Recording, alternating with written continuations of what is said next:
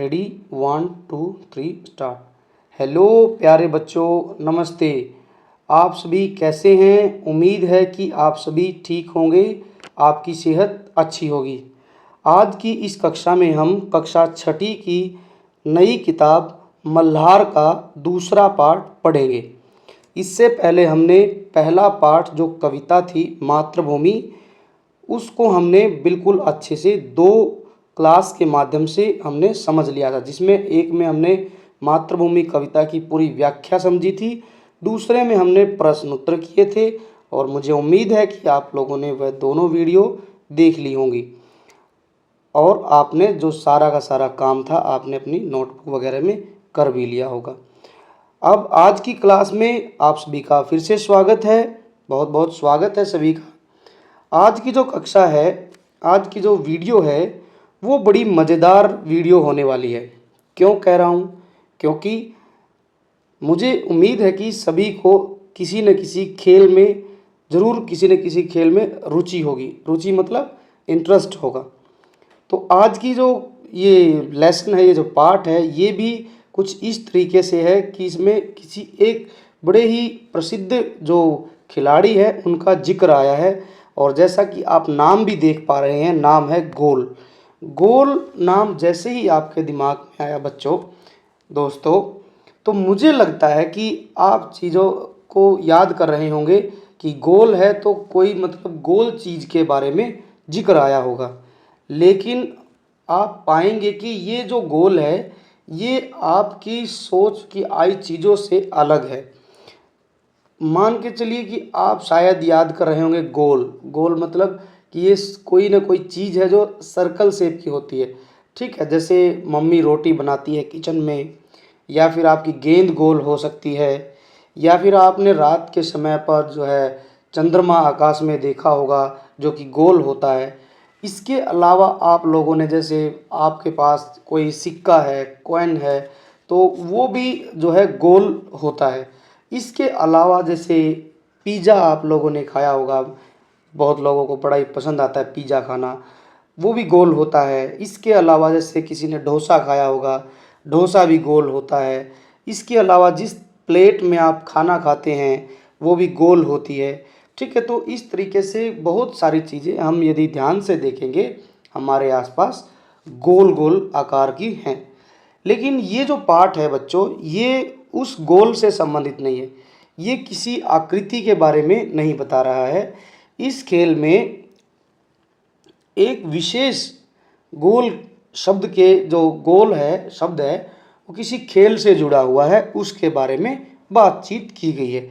अब हम थोड़ा थोड़ा सा करके पढ़ते हैं और फिर जानने का प्रयास करते हैं कि इस पाठ में किस मुख्य बिंदु पर चर्चा की गई है। तो चलिए आप सभी भी अपनी बुक ले लीजिए और मेरे साथ बने रहिए।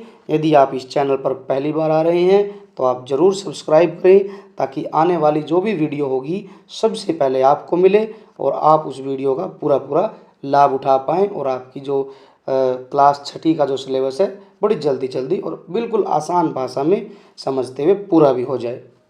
चलो बने रहिए मेरे साथ। और इस पाठ का नाम पढ़कर आपके मन में कुछ गोल वस्तुओं के नाम या चित्र उभरे होंगे। गोल गेंद, गोल रोटी, गोल चंद्रमा आदि। इनके अलावा भी बच्चों कई सारी चीज़ें गोल होती हैं। आप उनमें से किसी एक चीज़ का नाम लिखकर हमें भेज भी सकते हैं। लेकिन यह पाठ एक विशेष प्रकार के गोल और उसे करने वाले के बारे में है।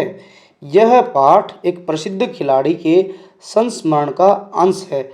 आइए इसे पढ़ते हैं और जानते हैं कि वे कौन थे, वे प्रसिद्ध खिलाड़ी। प्यारे बच्चों, यहाँ पर एक शब्द है संस्मरण, जिसको हम यहाँ लिख लेते हैं संस्मरण।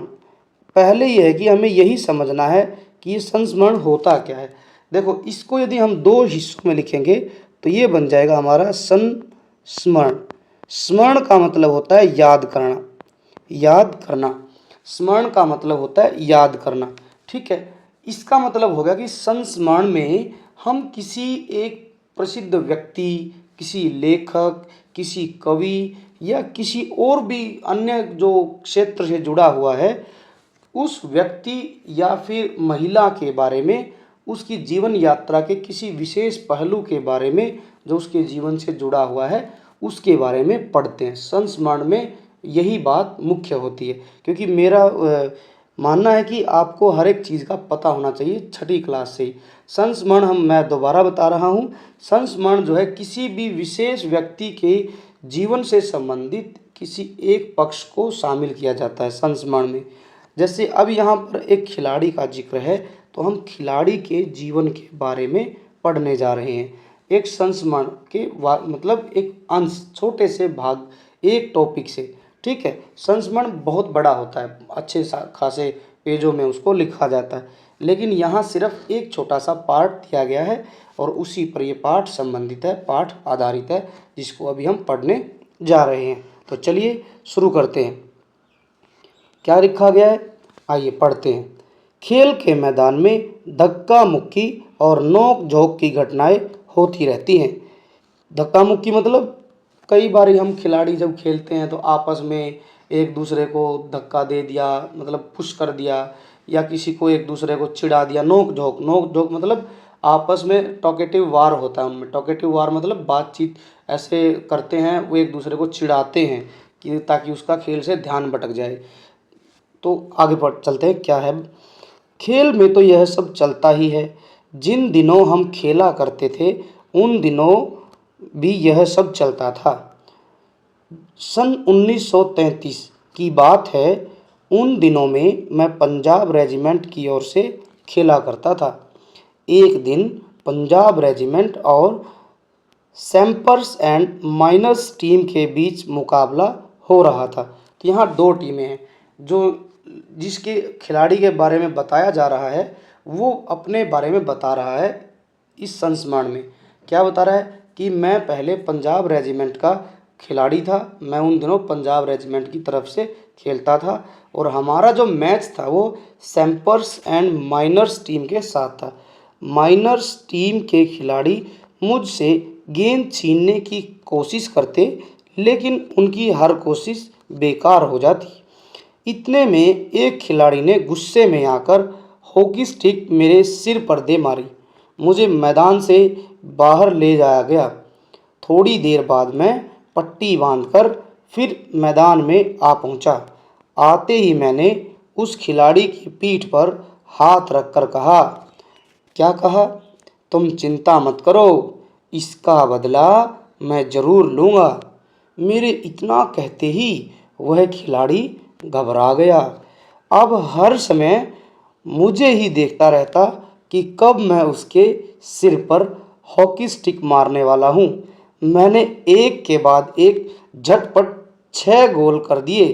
खेल खत्म होने के बाद मैंने फिर उस खिलाड़ी की पीठ थपथपाई और कहा, क्या कहा, दोस्त, खेल में इतना गुस्सा अच्छा नहीं।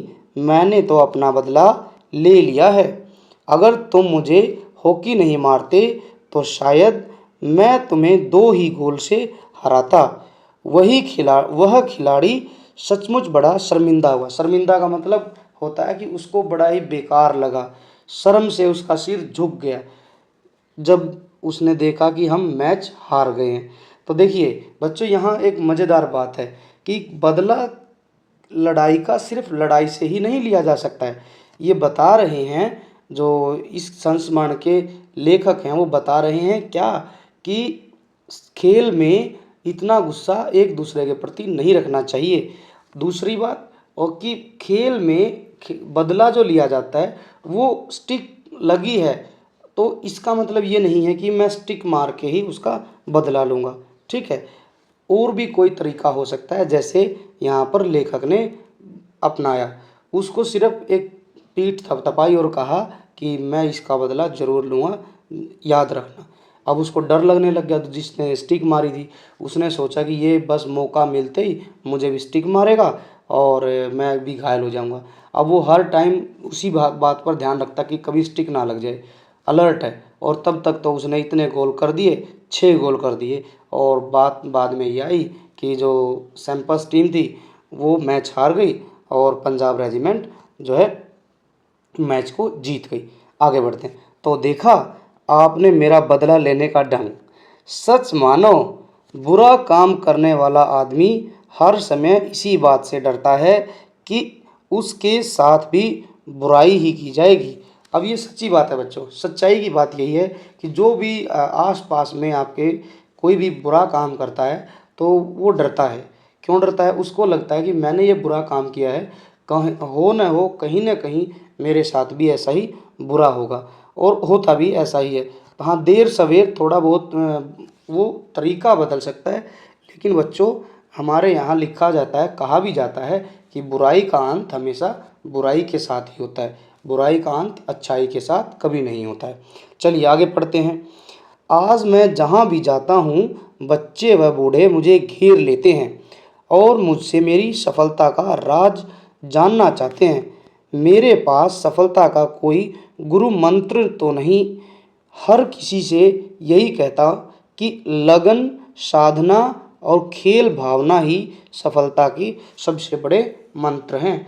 अब देखो, ये लेखक कह रहा है कि मैं जब सफल हो गया तो लोग मुझसे पूछते हैं कि आपकी सफलता का क्या गुरु मंत्र है, तो मैं सिर्फ यही कहता कि अपने खेल के प्रति मेरी लगन, मेरा डेडिकेशन और मेरी जो खेल की भावना है, वही मेरी सफलता का राज है। अब लेखक अपने बारे में बता रहा है, अपने जीवन के बारे में। आइए पढ़ते हैं। मेरा जन्म सन 1904 में प्रयागराज में एक साधारण परिवार में हुआ।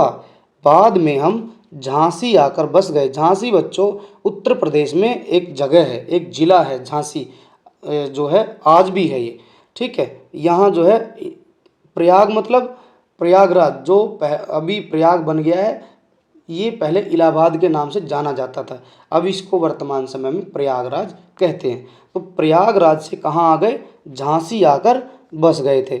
16 साल की उम्र में मैं फर्स्ट ब्राह्मण रेजिमेंट में एक साधारण सिपाही के रूप में भर्ती हो गया। मेरी रेजिमेंट का हॉकी खेल में काफ़ी नाम था, पर खेल में मेरी कोई दिलचस्पी नहीं थी। उस समय हमारी रेजिमेंट के सूबेदार मेजर तिवारी थे।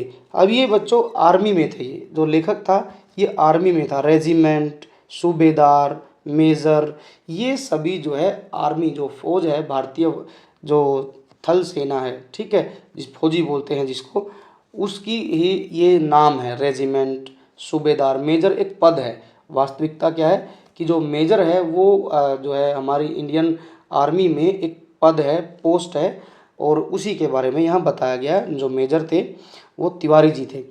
वे बार बार मुझे हॉकी खेलने के लिए कहते।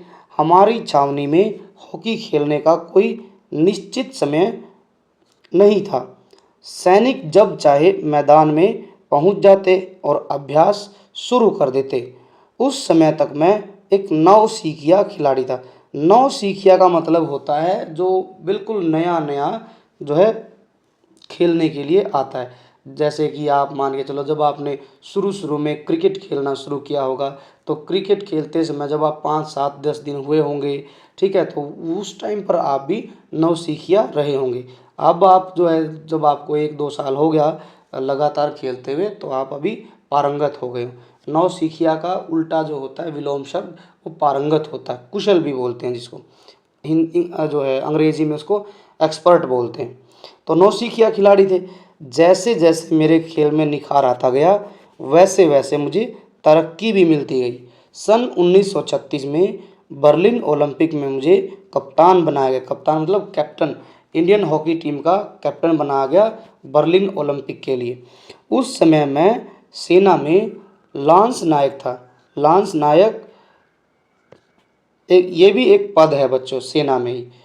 बर्लिन ओलंपिक में लोग मेरे हॉकी खेलने के ढंग से इतने प्रभावित हुए कि उन्होंने मुझे हॉकी का जादूगर कहना शुरू कर दिया। अब यहाँ तक आके आप सभी समझ गए होंगे कि ये पाठ किस खिलाड़ी से संबंधित है।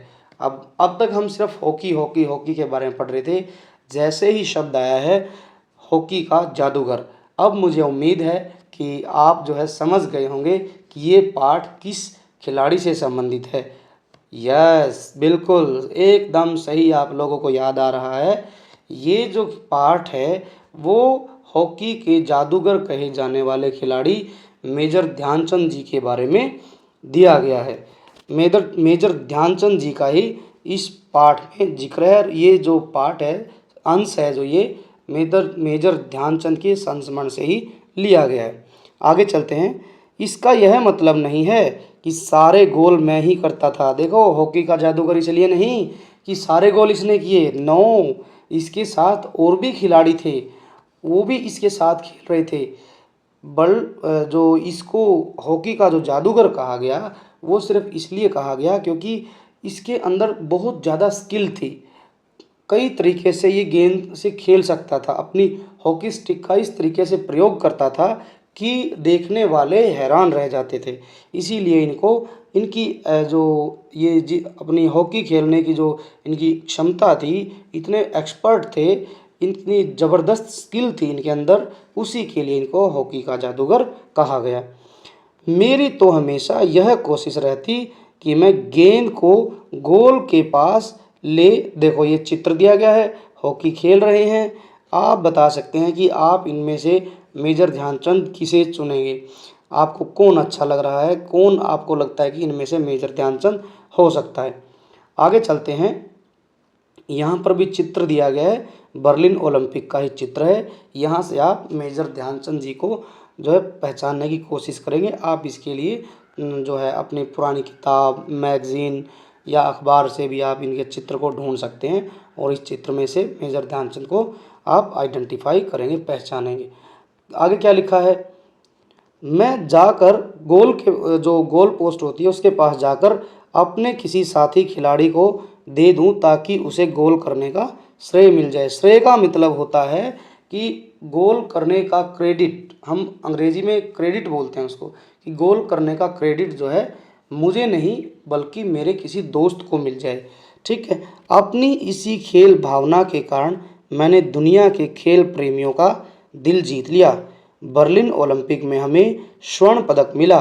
खेलते समय मैं हमेशा इस बात का ध्यान रखता कि हार या जीत मेरी नहीं बल्कि पूरे देश की है। और लिखा है मेजर ध्यानचंद। तो मतलब मेजर ध्यानचंद जी के संस्मरण में से ही एक ये 2 पेज का जो भाग है, अंश है, ये हमारी हिंदी की किताब मल्लार में लिया गया है। अब देखिए कितनी बड़ी बात लिखी है बच्चों। इन्होंने कहा है कि हार या जीत मेरी नहीं होती है। जब भी हम अपने देश का नेतृत्व करते हैं विश्व लेवल पर, विश्व स्तर पर, हम जब भी अपने देश का जो है के लिए खेलते हैं तो वहाँ जो जीत और हार होती है वो किसी एक व्यक्ति की नहीं होती है, वो पूरे देश की होती है।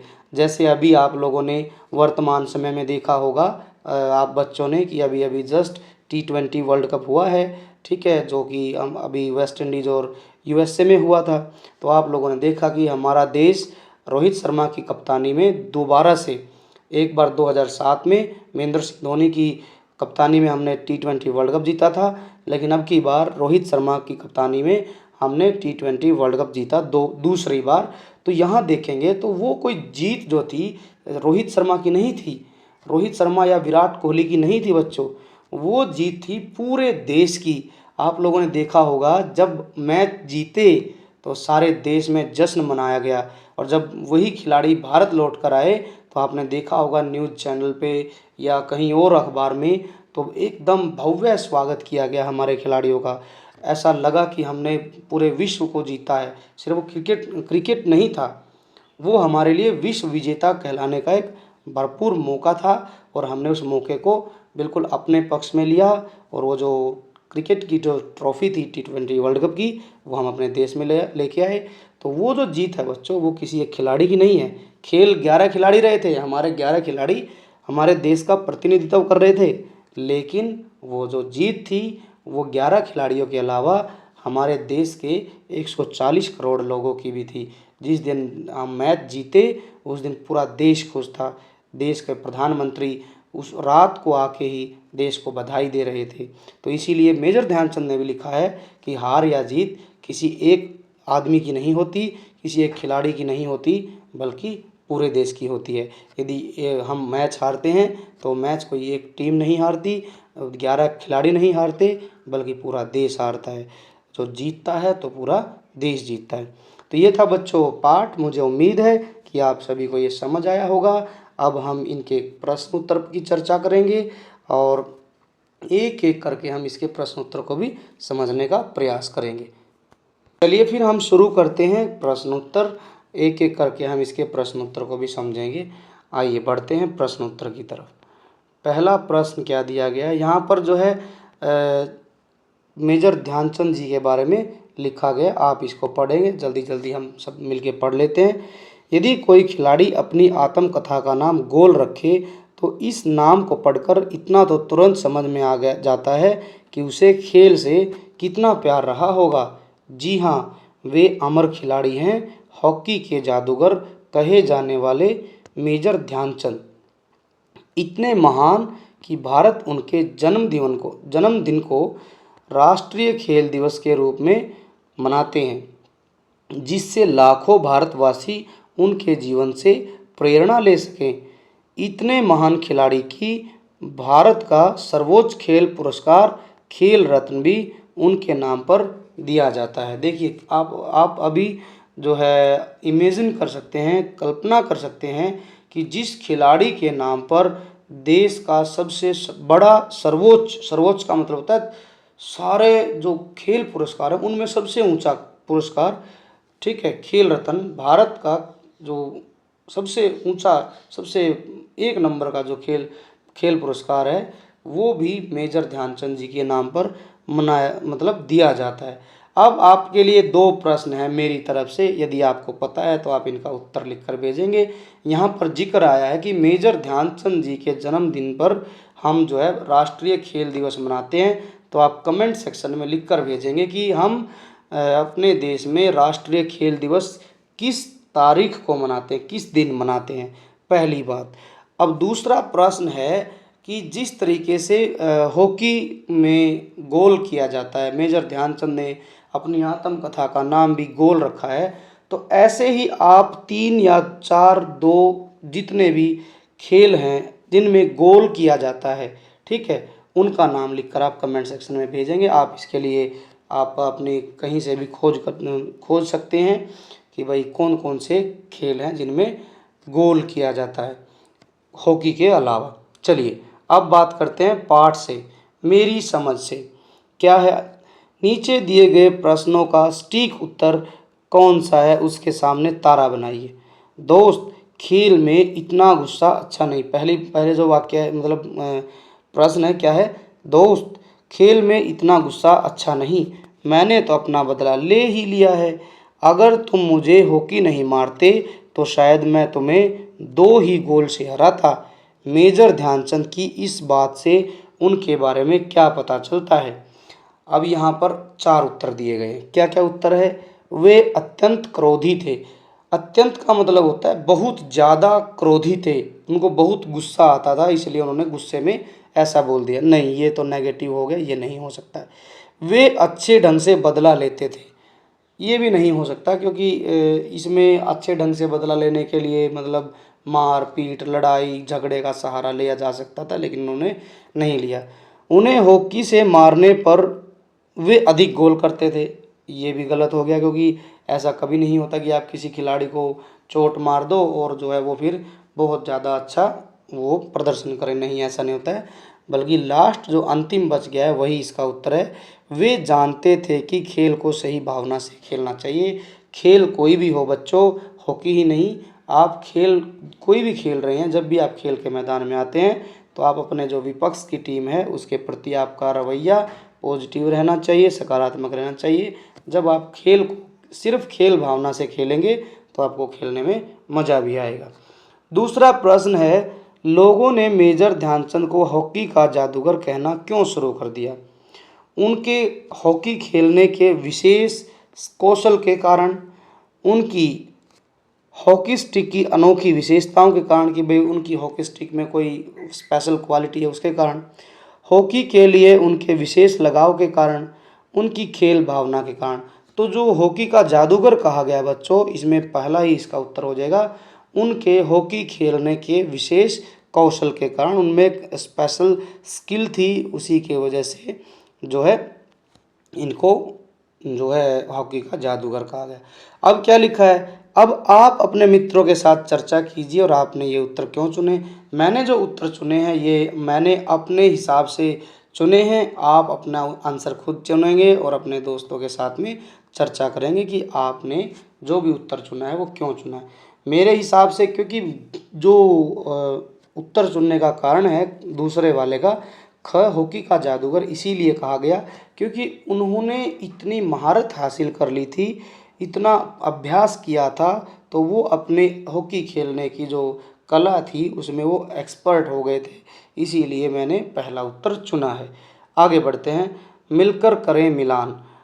पाठ में से चुनकर कुछ ऐसे शब्द दिए गए हैं, अपने समूह में इन पर चर्चा कीजिए और इन्हें इनके सही अर्थों में या संदर्भों से मिलाइए। इसके साथ इसके लिए आप शब्दकोश या इंटरनेट से या अपने शिक्षकों से की भी सहायता ले सकते हैं। तो शब्द क्या क्या दिया गया बच्चों, lance Naik, Berlin Olympic, Punjab regiment, sappers and miners team, आगे है सूबेदार और इससे आगे है छावनी। तो ये कुछ शब्द दिए गए हैं, आपने इनका मैच करना है, कौन सा वाला किसके साथ मिलान किया जाएगा। अब इधर दिया गया पहला है, स्वतंत्रता से पहले सूबेदार भारतीय सैन्य अधिकारियों का दूसरा सबसे बड़ा पद होता था। दूसरा इधर लिखा है, भारतीय सेना का एक पद रैंक है, सैनिकों के रहने का क्षेत्र है।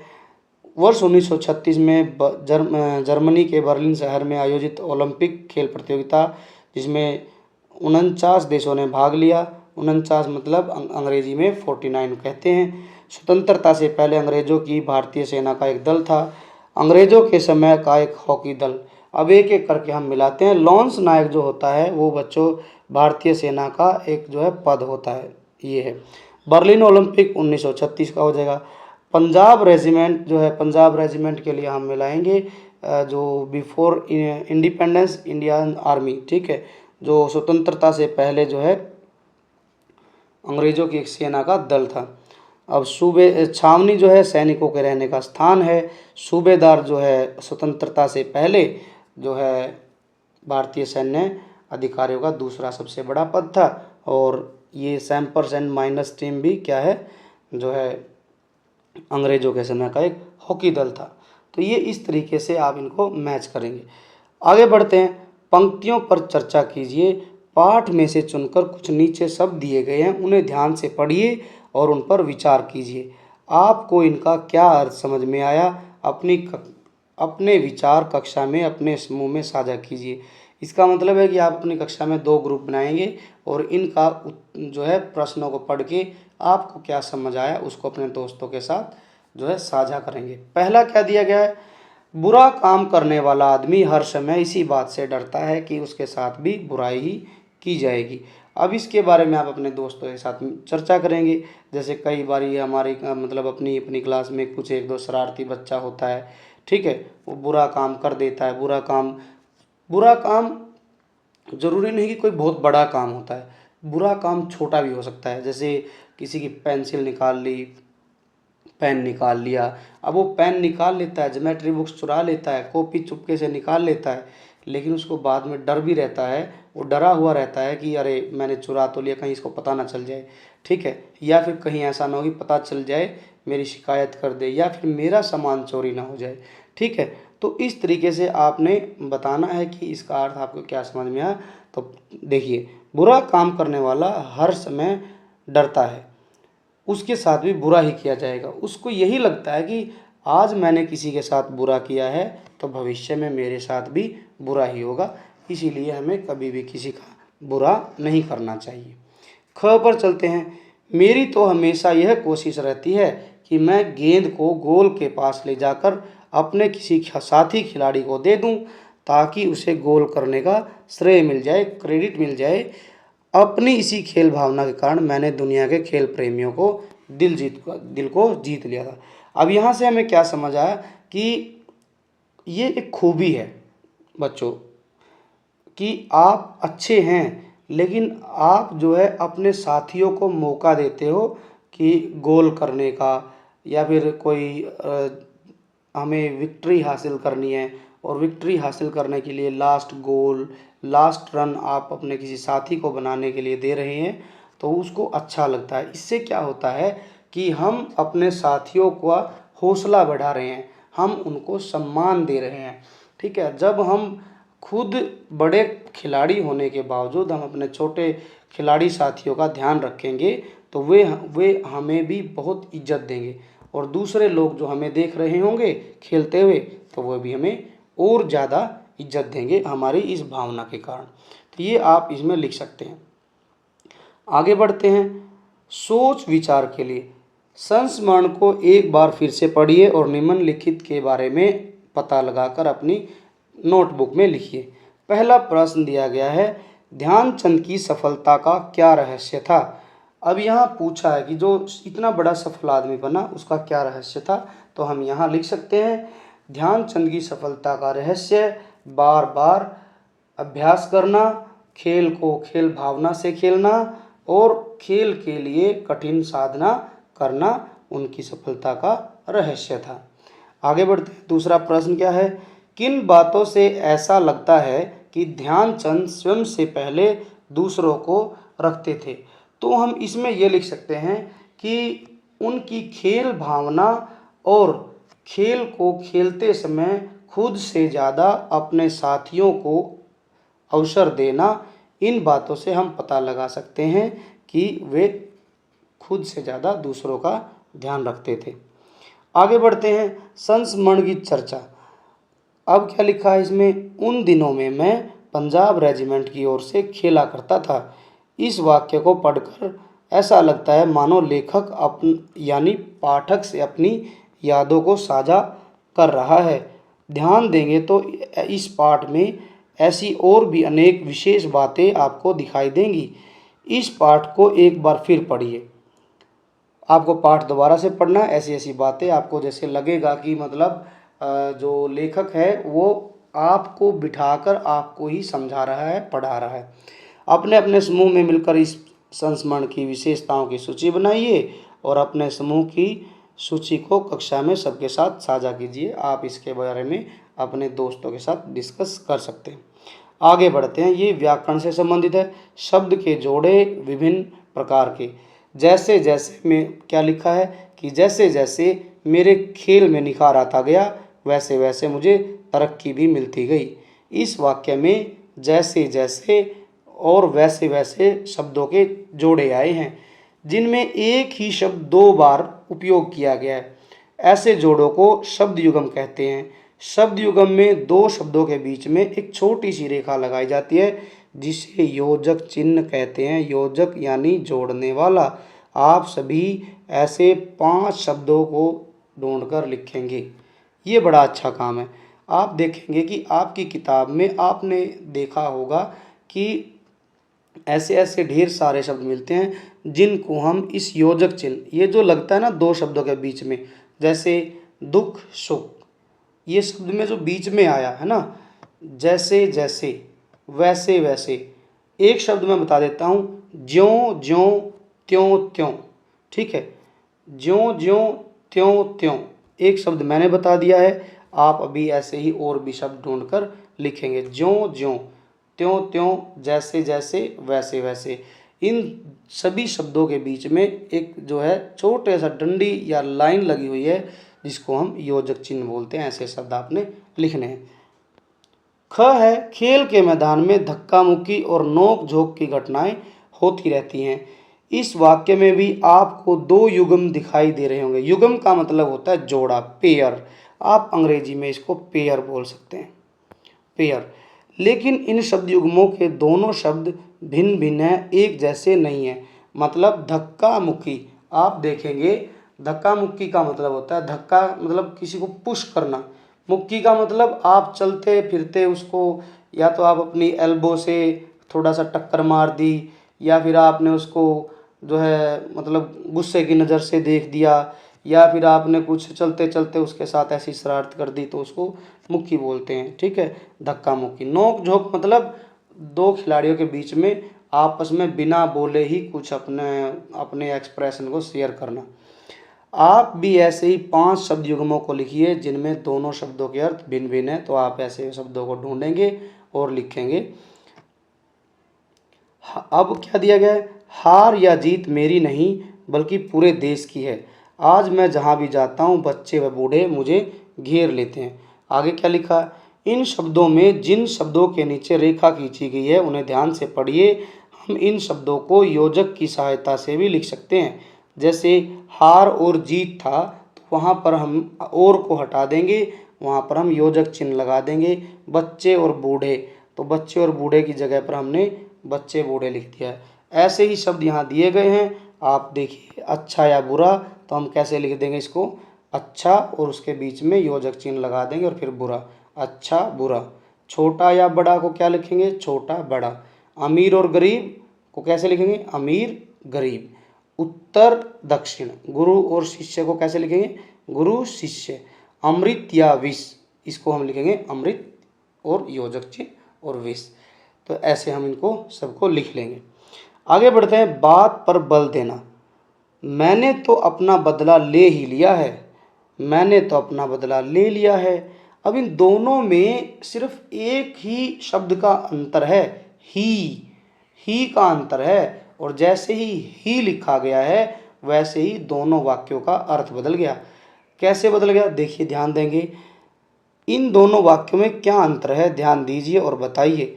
सही पहचाना, दूसरे वाक्य में एक शब्द कम है, उस एक शब्द के न होने से वाक्य के अर्थ में भी थोड़ा अंतर आ गया है। हम अपनी बात पर बल देने के लिए कुछ विशेष शब्दों का प्रयोग करते हैं, जैसे ही और भी या तो। पाठ में इन शब्दों वाले वाक्यों को चुनकर लिखिए। ध्यान दीजिए, यदि उन वाक्यों में ये शब्द न होते तो उनका अर्थ और उसका प्रभाव क्या पड़ता ये बताना। जैसे देखो, यहाँ हमने लिखा है, आया है, मैंने तो अपना बदला ले ही लिया है। अब यहाँ पर यदि ही को हटा देते हैं तो यह बन जाएगा, मैंने तो अपना बदला ले लिया। ये जो है, जब दूसरा जो वाक्य है इसमें ज़्यादा भावना नहीं दिखाई गई। ठीक है, मैंने अपना बदला ले लिया मतलब ठीक है, बदला ले लिया। लेकिन ऊपर वाले में लिखा है, मैंने अपना बदला ले ही लिया है, मतलब कि आपने मेरे साथ गलत जो किया था मैंने उसको ऐसे ही नॉर्मल नहीं लिया, बिल्कुल सीरियस गंभीर भावना से लेके और मैंने आपको जो है परास्त कर दिया है। ऐसे ही जैसे मैं कहता हूँ, मैं कल स्कूल जाऊँगा, है ना, मैं कल स्कूल जाऊँगा, और फिर मैं बोल रहा मैं भी, है ना, मैं भी कल स्कूल जाऊँगा। इसका मतलब हो जाएगा कि मैं भी लगा देते हैं तो इसका मतलब मेरे पास कोई चांस नहीं है। अब यदि मैं सुबह उठ के मना करूँगा तो मुझे फिर भी जाना पड़ेगा। तो इसीलिए थोड़ा सा ही शब्द का अंतर, मतलब प्रयोग होते ही अर्थ में पूरा अंतर आ गया है। ऐसे ही तो, है ना, तो का भी आप ऐसे ही वाक्य बना सकते हैं जैसे मैंने भी का बनाया है ना। मैं मामा के घर जाऊंगा, है ना, या फिर हम कह सकते हैं मैं छुट्टियों में मामा के घर जाऊंगा, है ना, ये हो गया। इसमें ये होगा कि भाई मैं मामा के घर जाऊंगा, बस ये है। अभी मन है, पता नहीं कल को जाऊंगा या नहीं जाऊंगा, जब कल आएगी तब देखेंगे। लेकिन आज मैंने बोल दिया कि मैं भी जाऊंगा, इसका मतलब होता है कि फिर मेरे पास कोई चांस नहीं है। मैंने बोल दिया है तो मैं जाऊंगा ही जाऊंगा, कल चाहे आंधी तूफान बारिश कुछ भी आ जाए, लेकिन मैं हटने वाला नहीं हूँ, अब तो मुझे जाना ही पड़ेगा। तो इसी तरीके के आप भी एक दो वाक्य अपनी कॉपी में बनाकर लिखेंगे और जो है अपने टीचर के साथ शेयर करेंगे, अपने दोस्तों को भी दिखाएंगे। पाठ से आगे, ध्यानचंद के स्थान पर आप होते तो आप बदला कैसे लेते, क्या आप बदला लेते, यदि हाँ तो आप बताइए आप किस प्रकार से बदला लेते। देखिए, ध्यानचंद ने हॉकी मारी नहीं, बदला ले भी लिया, ठीक है, सिर्फ उसका ध्यान भटकाकर। यदि आप मेजर ध्यानचंद की जगह होते तो आप बदला कैसे लेते, ये आपने बताना है और आप इसका उत्तर भी लिखेंगे। ठीक है, आप, मुझे उम्मीद है कि आप इसका उत्तर लिखेंगे। जैसे मैं यदि ध्यानचंद की जगह होता तो मैं बदला कैसे लेता, मैं अपने दोस्तों को बोलता कि जो है हमने इसका ध्यान भटकाना है और हमें एकजुट होकर खेलना है। तो मुझे चोट लग गई है तो कोई बात नहीं है, लेकिन हम फिर भी हिम्मत नहीं हारेंगे और एकजुट होकर खेलेंगे। ठीक है, आगे बढ़ते हैं। आपको कौन से खेल और कौन से खिलाड़ी सबसे अधिक सबसे अच्छे लगते हैं, क्यों? आपने बताना है कि आपको कौन सा खिलाड़ी अच्छा लगता है। ठीक है, आप हो सकता है फुटबॉल पसंद करते हैं, क्रिकेट पसंद करते हैं, शतरंज पसंद करते हैं, या फिर कुश्ती खेलना पसंद करते हैं। तो आपने बताना है कि वो क्यों पसंद करते हैं उस खिलाड़ी को, उस खेल को। ठीक है, जैसे कोई हो सकता है रोहित शर्मा को पसंद करता है, कोई जो है रोनाल्डो को पसंद करता है, कोई जो है बजरंग पूनिया को पसंद करता है, या कोई और भी खिलाड़ी हो सकता है। ठीक है, तो आप उसको किस वजह से पसंद करते हैं वो लिखना है। ठीक है, अपनी कॉपी में या अपने दोस्तों के साथ बातचीत कर सकते हैं। आगे क्या लिखा है, क्या आप समाचार पत्र पढ़ते हैं? समाचार पत्रों में प्रतिदिन खेलों के समाचारों का एक पृष्ठ प्रकाशित किया जाता है, एक पेज होता है खेलों का। अपने स्कूल या मतलब अपने घर या पुस्तकालय मतलब लाइब्रेरी में पिछले सप्ताह के समाचार पत्रों को देखिए। अपनी पसंद का एक खेल समाचार अपनी जो कॉपी है, हिंदी कॉपी, उसमें लिखिए। कोई भी आप जो है खेल का कोई अखबार ले लीजिए और वहाँ से आप किसी भी खिलाड़ी का कोई भी पिक्चर चिपकाइए और उसका क्या योगदान रहा खेल में वो चिपका सकते हैं। आप अभी के लिए चिपका सकते हैं T20 वर्ल्ड कप अभी अभी बिल्कुल फ्रेश टाइम पे हमने जीता है, उसके बारे में आप अपनी कॉपी में चित्र चिपका सकते हैं। आगे आगे क्या है, मान लीजिए आप एक खेल संवाददाता। खेल संवाददाता मतलब होता है कमेंट्रेटर, जो कमेंट्री करते हैं और खेल का आंखों देखा प्रसारण कर रहे हैं। अपने समूह के साथ मिलकर कक्षा में उस खेल का आंखों देखा हाल प्रस्तुत कीजिए। ये एक एक्टिविटी दी गई है आपको, जो है कोई खेल आपके स्कूल में हो रहा है या फिर आपको जो है देखा कि कोई खेल आपकी इंटर हाउस कंपटीशन हो रहा है या स्पोर्ट्स जो एनुअल स्पोर्ट्स डे मनाया जा रहा है, तो आप वहाँ बैठ के जो है कमेंट्री भी कर सकते हैं। आप लोगों ने देखा होगा, टीवी पे भी सुना होगा, जो कमेंट्रेटर होते हैं वो कमेंट्री करते हैं। तो आप भी थोड़ा सा अपने दोस्तों के साथ मिलके क्लास में ही कर सकते हैं, थोड़ी देर के लिए, 1 या 2 मिनट के लिए। जैसे हम बोल सकते हैं कि जैसे क्रिकेट की कमेंट्री होती है, तो हम बोल सकते हैं कि अभी रोहित शर्मा क्रीज पर आए हैं और जो है अभी बॉलर जो है कोई भी खिलाड़ी XYZ ले लीजिए बॉलर, तो उन्होंने गेंद की और ये रोहित शर्मा ने बैट को उठा के मार दिया है, गेंद गई बाउंड्री से बाहर, 4 रन। ठीक है, इस तरीके से आप जो है अपने दोस्तों के साथ हंसी मजाक करते हुए आप जो है कमेंट्री कर सकते हैं। अच्छे से अच्छा भी लगेगा सभी को। आप डायरी लिखना प्रारंभ कीजिए। डायरी में क्या क्या लिखना है, आपने अपने डेली रूटीन की बातें लिखिए। ईमानदारी से लिखना है, जो भी सोचा, जो भी आपके साथ दिन भर में हुआ है वो आपने लिखना है। आज की पहेली क्या है, यहाँ एक रोचक पहेली दी गई है। आपको 3 खिलाड़ी दिए गए हैं, आपको पता लगाना है कि कौन सा खिलाड़ी सबसे पहले गोल करेगा। देखिए चित्र क्या दिया गया है, ये 3 खिलाड़ी हैं। ठीक है, ये सोनू है, ये चुनिया है, ये मुनिया है, और ये तीनों जो है गोल करने की कोशिश कर रहे हैं। तो आपने बताना है कि सबसे पहले गोल कौन करेगा। तो आप इसको खुद से करेंगे, ये बड़ी मज़ेदार एक्टिविटी है। तो चलिए, ये था हमारा जो है पाठ, गोल हमने पढ़ लिया है। थोड़ा सा यहाँ लिखा हुआ है कि झरोके से आपने भारत के राष्ट्रीय खेल हॉकी के बारे में बहुत कुछ बातें की होंगी। अब हम हॉकी जैसे अनोखे खेलों के बारे में पढ़ेंगे, जिसे आप जैसे लाखों बच्चे अपने गली मोहल्ले में खेलते हैं। खेल का नाम है डांडी या गोथा। डांडी गोथा मतलब ये खेल बच्चों जो है हॉकी की तरह से ही है, एक सेम टू सेम उसी की तरीके से खेलते हैं। बस ये प्रोफेशनल गेम की तरह से नहीं खेलते, ऐसे ही गांव देहात में लोग एक डंडी लेते हैं एल शेप की और बॉल लेते हैं, उसी से खेलते हैं। तो आप इसको खुद से पढ़ेंगे, ये देखिए चित्र में दिया गया है, आप खुद ऐसे खेल खेल सकते हैं।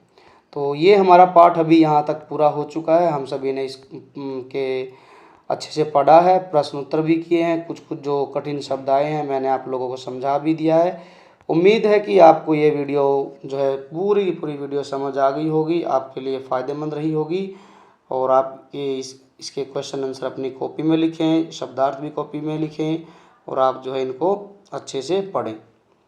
तो चलिए, इसी के साथ आज की कक्षा को हम समाप्त करते हैं। मिलेंगे अगली वीडियो में, तब तक के लिए खूब पढ़िए, अपनी सेहत का ध्यान रखिए, और मिलेंगे नई वीडियो में। तब तक के लिए बाय बाय, धन्यवाद, थैंक यू।